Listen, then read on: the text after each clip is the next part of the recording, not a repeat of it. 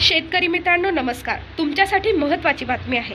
पेरणीचं नियोजन करत असाल तर नक्कीच बातमी बघा. कोकण, पश्चिम महाराष्ट्र, मराठवाड्यातील काही जिल्ह्यात चांगला पाऊस झालाय. आज आणि उद्या 11 आणि 12 जूनला दक्षिण कोकणासह दक्षिण मध्य महाराष्ट्रात बहुतेक ठिकाणी, उत्तर कोकणासह मध्य व उत्तर मध्य महाराष्ट्रात, मराठवाड्यातील काही ठिकाणी पाऊस पडण्याची शक्यता हवामान विभागाकडून वर्तविण्यात आली. यवतमाळ, वाशिम, अकोला, बुलढाणा जिल्ह्यात 11 जूनला मान्सूनचं आगमन होण्याची शक्यता हवामान विभागाकडून वर्तविण्यात आली आहे. विदर्भात पावसाचा इशारा देण्यात आला असला तरीही अद्यापही पूर्व विदर्भात मान्सूनसाठी अनुकूल परिस्थिती नसल्याचे हवामान विभागाने सांगितलंय. त्यामुळे पश्चिम विदर्भ आणि पूर्व विदर्भातील शेतकऱ्यांनी पेरणीची घाई करू नये. राज्यात काही भागात 100 मिलीमीटर किंवा त्यापेक्षा जास्त पाऊस पडलाय.